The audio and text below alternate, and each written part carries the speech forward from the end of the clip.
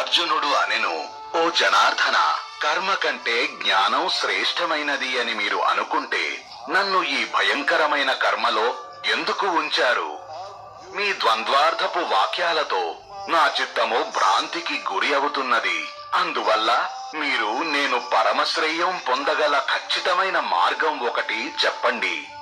శ్రీ భగవానుడు అనెను, ఓ పవిత్రమూర్తి, ఈ లోకంలోని 2 రకాల నిష్ఠల గురించి నేను ఇంతకు ముందే చెప్పి ఉన్నాను. వాటిలో జ్ఞానులకు నిష్ఠ జ్ఞానయోగం ద్వారా మరియు యోగులకు నిష్ఠ కర్మయోగం ద్వారా కలుగుతుంది. మనిషి కర్మలను ప్రారంభించకుండా నిష్కర్మ సిద్ధిని పొందలేడు. అలాగే కేవలం కర్మలను త్యజించడం ద్వారా అతనికి సిద్ధి కలగదు. కర్మ చెయ్యకుండా ఏ మనిషి కూడా ఏ క్షణము జీవించలేడు.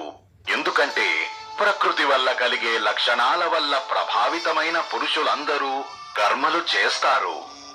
ఏ మూర్ఖ పురుషులైతే పట్టుబట్టి ఇంద్రియాలను నిగ్రహించి మనసులో మాత్రం ఇంద్రియ భోగాలను గురించి ఆలోచిస్తూ ఉంటాడో అతడు మిథ్యాచారి అనబడతాడు. ఓ అర్జున, ఎవరైతే మనస్సుతో ఇంద్రియాలను వశపరుచుకొని ఆసక్త భావం లేకుండా సమస్త ఇంద్రియాల ద్వారా కర్మయోగాన్ని ఆచరిస్తాడో అతడు ఉత్తముడు. నీవు నీ విద్యుక్త శ్రేష్ఠ కర్మలను చెయ్యుము. ఎందుకంటే కర్మలు చెయ్యకపోవడం కంటే కర్మలు చెయ్యడమే మంచిది. కాబట్టి కర్మలు చెయ్యకపోవడం ద్వారా నీ శరీర నిర్వహణ కూడా సాధ్యపడదు. ఓ కుంతీపుత్ర, యజ్ఞం కోసం చేయవలసిన కర్మలు కాకుండా ఇతర కర్మలలో నిమగ్నమై ఉన్న ఈ పురుషుడు సంసార బంధంలో చిక్కుకుపోయాడు. కాబట్టి ఆసక్త భావం లేకుండా యజ్ఞ నిమిత్తమై మాత్రమే కర్మను శ్రేష్టముగా నిర్వహించుము. విశ్వం ప్రారంభంలో ప్రజాపతి బ్రహ్మ యజ్ఞ సహితముగా ప్రజలను సృష్టించి ఈ యజ్ఞము ద్వారా మీరు వృద్ధిని సాధిస్తారు మరియు యజ్ఞము మీరు కోరుకున్న కోరికలను నెరవేరుస్తుంది అని అన్నారు. మీ జనులంతా యజ్ఞం ద్వారా దేవతలను పూజించండి మరియు దేవతలు మిమ్మల్ని కరుణిస్తారు.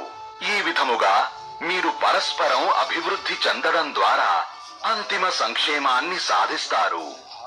దేవతలు యజ్ఞం ద్వారా ఆరాధించబడి మీకు ఇష్ట భోగాలను అందిస్తారు. వారి ద్వారా ఇవ్వబడిన భోగాలను వారికి ఇవ్వకుండానే అనుభవించేవాడు చోరుడు. యజ్ఞంలో మిగిలిపోయిన ఆహారాన్ని తినేవారు ఉత్తమమైన పురుషులు. వారు అన్ని పాపాల నుండి విముక్తి పొందుతారు. కానీ తమ కోసం మాత్రమే వండుకునేవారు పాపాలను మాత్రమే తింటారు. ప్రాణులన్నీ ఆహారం ద్వారానే ఉత్పత్తి అవుతాయి. ఆహారం వర్షం నుండి వస్తుంది, వర్షం యజ్ఞం నుండి వస్తుంది మరియు యజ్ఞం కర్మల ద్వారా జరుగుతుంది. వేదాల నుండి వెలువడేవి కర్మలు మరియు అక్షర బ్రహ్మ నుండి వ్యక్తమయ్యేది వేదం అని తెలుసుకోండి. అందుకే సర్వత్రా ఉండే పరమాత్మ యజ్ఞంలో అనగా కర్తవ్య కర్మలో నిత్యం విరాజిల్లుతుంటాడు. ఓ పార్థ, ఈ ప్రపంచంలో ప్రచలితమైన సృష్టి చక్రం ప్రకారం నడవని మనిషి ఇంద్రియాల సుఖభోగాలలో మునిగి తేలుతూ పాపమయ జీవితాన్ని గడుపుతూ వ్యర్థంగా జీవిస్తాడు. కాని ఆత్మలో ఆనందాన్ని అనుభవిస్తున్న, ఆత్మలోనే తృప్తిపడే మరియు ఆత్మలోనే సంతుష్టుడయ్యే వ్యక్తికి తనకంటూ ఏ కర్తవ్యం ఉండదు. కర్మయోగి అయిన మహాపురుషులు స్వార్థం కోసం కర్మలు చేయటం వలన ప్రయోజనము ఉండదు. అలాగే కర్మలు చెయ్యకపోవటానికి ఎటువంటి కారణం ఉండదు. వారు సమస్త జీవులతో ఎటువంటి స్వార్థ సంబంధాన్ని కలిగి ఉండరు. అందువల్ల ఆసక్తి లేకుండా ఎల్లప్పుడూ కర్తవ్య కర్మలను నిర్వహించు. ఎందుకంటే అనాసక్తుడైన వ్యక్తి కర్మ చెయ్యడం ద్వారా పరమాత్మను పొందుతాడు. మహారాజైన జనకుడి వంటి చాలా మంది మహాపురుషులు కూడా కర్మల ద్వారానే పరమసిద్ధి సాధించారు. అందువల్ల లోక కళ్యాణం బట్టి చూస్తే నీవు కూడా కర్మ చెయ్యడానికి అర్హుడవే. శ్రేష్ఠుడైన వ్యక్తి దేనినైతే ఆచరిస్తాడో ఇతర జనులు కూడా దానినే ఆచరిస్తారు. వారు దేనినైతే చేసి చూపిస్తారో దానినే లోకులు అనుకరిస్తారు. ఓ పార్థ, 3 లోకాలలో నేను చెయ్యవలసిన ఏ కర్తవ్యం గాని, అలాగే పొందగలిగే విలువైన ఏ వస్తువు గాని మిగలలేదు. అయినా కూడా నేను కర్తవ్య కర్మ చేస్తూనే ఉన్నాను. ఓ పార్థ, ఎప్పుడైనా జాగ్రత్త పడి నేను కర్తవ్య కర్మ నిర్వహించకపోయినా అప్పుడు కూడా మానవులందరూ నన్నే అనుసరిస్తారు. నేను కర్మలు చెయ్యకపోతే ఈ మనుషులంతా నష్టపోతారు, భ్రష్టు పట్టిపోతారు. నేను వర్ణ సంకరానికి కారణం అవుతాను మరియు ప్రజలందరికీ నష్టం కలిగించేవాడిని అవుతాను.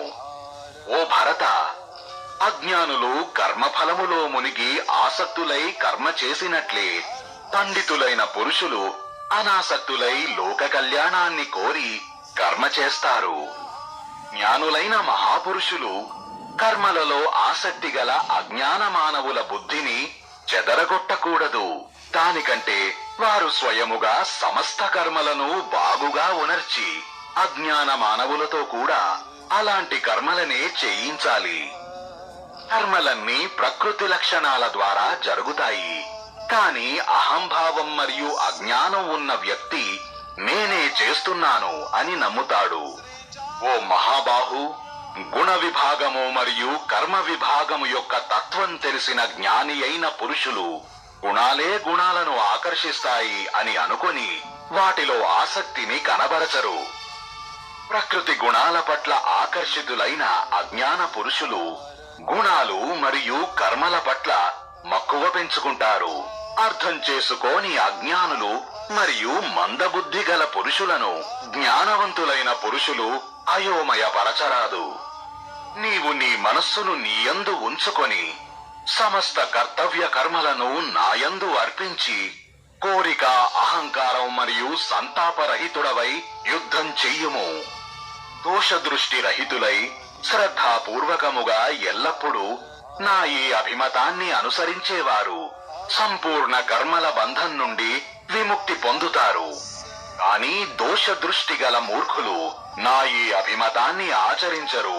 అటువంటి మూఢచిత్తము గలవారు నష్టపోగలరని నీవు అర్థము చేసుకొనుము.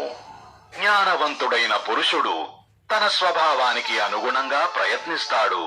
జీవులందరూ వారి వారి స్వభావానికి అనుగుణంగానే కర్మలు చేస్తారు. మరి అందులో ఎవరైనా నిగ్రహించిన ప్రయోజనము ఏముంటుంది?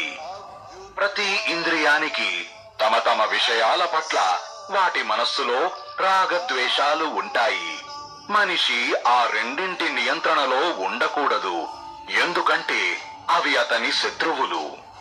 మన లోపభూయిష్టమైన ధర్మమే బాగా అమలులోకి తేబడిన ఇతర ధర్మాల కన్నా శ్రేష్టమైనది. ఎందుకంటే మన సొంత ధర్మంలో మరణించడం కూడా ఓ సంక్షేమ కారకమే. అదే మరొకరి ధర్మము అయితే అది భయపెట్టేదిగా ఉంటుంది. అర్జునుడు అనెను, ప్రభు, మరి ఈ మనిషి ఎవరి వలన ప్రేరేపితమై ఇష్టము లేకపోయినా అకస్మాత్తుగా పాపాన్ని ఆచరిస్తున్నాడు? శ్రీ భగవానుడు అనెను, ఇది రజోగుణము వలన జన్మించిన కోరికే. కోరిక వలన కోపం ఉత్పన్నమవుతుంది. ఇది ఎప్పటికీ తృప్తి చెందని ఓ మహాపాపం. నీవు దీనినే శత్రువని తెలుసుకొనుము. అగ్ని పొగతోనూ, అద్దము దుమ్ముతోనూ మరియు పిండము గర్భాశయముతోనూ కప్పబడినట్లే జ్ఞానము కూడా కోరికతో కప్పబడి ఉంటుంది. ఓ కుంతీ కుమారా, అగ్నివలే ఎప్పటికీ తృప్తి చెందని మరియు వివేకము గలవారి నిత్యశత్రువు అయిన కోరిక చేత మనిషి యొక్క వివేకము కప్పబడి ఉంటుంది. ఇంద్రియాలను, మనస్సును మరియు బుద్ధిని కోరిక యొక్క నివాసాలు అని అంటారు. వీటి ద్వారా అవి జ్ఞానాన్ని కప్పి మానవ శరీరాన్ని ఆకర్షిస్తాయి. అందువలన ఓ భరత శరభ, నీవు మొదట ఇంద్రియాలను వశపరుచుకొని జ్ఞాన విజ్ఞానాలను నాశనం చేసే ఈ కోరిక అనేది మహాపాపిని నాశనం చేయాలి. స్థూల శరీరము కంటే కర్మేంద్రియాలు శ్రేష్టమైనవి. ఇంద్రియాల కంటే మనస్సు శ్రేష్టమైనది. అలాగే మనస్సు కంటే బుద్ధి శ్రేష్టమైనది మరియు బుద్ధి కంటే ఆత్మ శ్రేష్టమైనది. ఓ మహాబాహు, ఈ విధముగా బుద్ధి కంటే సర్వశ్రేష్టమైన ఆత్మను తెలుసుకొని బుద్ధి ద్వారా మనస్సును వశపరుచుకొని కోరిక రూపమున ఉన్న శత్రువును నీవు చంపి పారవేయుము.